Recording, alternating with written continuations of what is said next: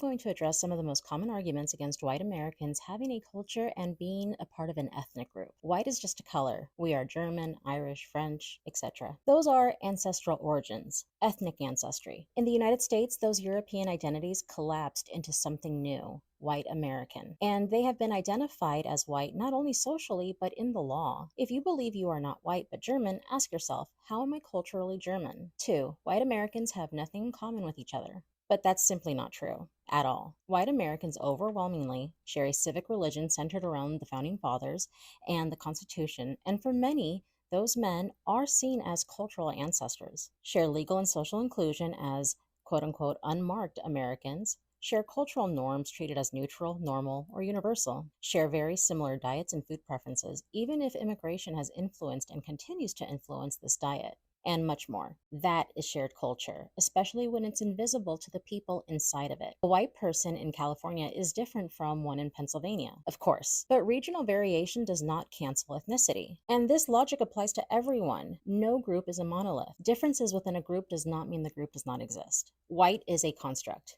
Yes, it is. And so is every ethnic group. Ethnicity is always constructed through history, borders, and time. The fact that whiteness was constructed does not make it unreal. It explains how it works. White as a race, not an ethnicity. In the US, white functions as both a racial category and as an ethnic group with shared customs, narratives, and inheritance. White people don't have a culture. Culture feels invisible when it is dominant. When your food, language, history, and values are treated as the default, you don't recognize them as cultural. That invisibility is the culture. Ways of immigration means white Americans don't share ancestry. That misunderstands how ancestry works. After a few generations, family lines recombine. Colonial era ancestry becomes widespread even when later immigration is more recent. More importantly, shared inheritance does not require identical bloodlines. It requires access to the same social, legal, and cultural system. White American identity is not about purity. It's about continuity. The white people from hundreds of years ago are totally different from the white people of today. Again, this can literally be said about everyone. Culture changes with time due to technology, history, and proximity to other groups. And the reality is that, like all other ethnic groups,